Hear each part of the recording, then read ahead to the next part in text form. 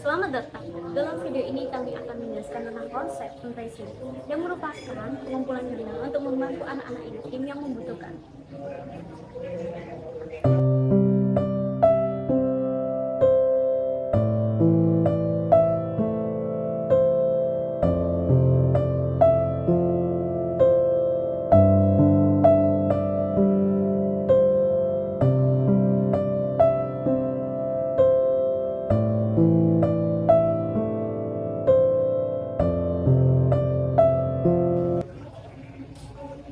Tujuan utama fundraising ini adalah untuk pemenuhan kebutuhan dasar mereka seperti pendidikan, kesehatan, sandang, pangan, serta tempat tinggal mereka untuk orang-orang yang kehilangan orang tua. Selain itu, kami juga akan menggali lebih dalam mengenai masalah sosial yang dihadapi oleh anak yatim, seperti kesulitan dalam pendidikan yang berkualitas, kurangnya dukungan emosional dan sosial, serta tantangan dalam mencari pekerjaan di masa depan mereka. Melalui fundraising, kita dapat membantu mengatasi hambatan-hambatan ini dan memberikan mereka kesempatan yang adil dalam hidup. Apa saja kesulitan-kesulitan yang dialami saat menjalankan program fundraising dan bagaimana cara memotivasi agar program tersebut dapat berjalan dengan lancar. Yang pertama adalah kesulitan dalam meningkatkan kesadaran publik.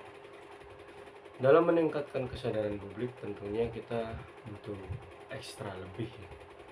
Butuh tenaga yang lebih untuk dikeluarkan, juga butuh relawan yang mungkin relawan yang banyak, karena dalam meningkatkan kesadaran publik ya, tentunya harus dilakukan secara meluas atau merata.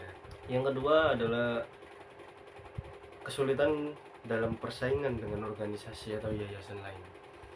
Ya, tentunya dalam hal ini saya akan membahas kepercayaan masyarakat lebih ditaruh kepada yayasan yang telah memiliki nama yang besar atau track record yang dapat dipercaya. Mengapa demikian? Ya, kalau dibilang ya wajar-wajar saja, karena pada dasarnya seseorang yang ingin berdonasi pastinya ingin mencari sesuatu tempat yang menurut dia dapat dipercaya. Yang ketiga, ya, yang terakhir adalah menemukan donor yang tepat. Untuk menjalankan amanah dengan baik, yayasan harus mencari donor yang tepat atau tangan penerima yang tepat. Orang yang tepat dalam artian menemukan pendonor yang tepat itu agar benar-benar bantuan itu jatuh kepada orang yang benar-benar membutuhkan.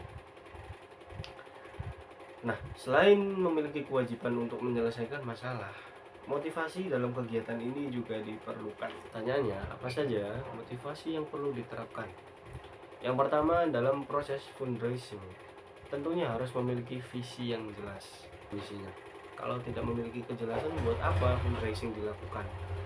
Yang kedua, komunikasi yang efektif. Itu akan membuat tim merasa dihargai dan akan membuat tim semakin solid dan lebih agresif lagi dalam menyelesaikan masalah.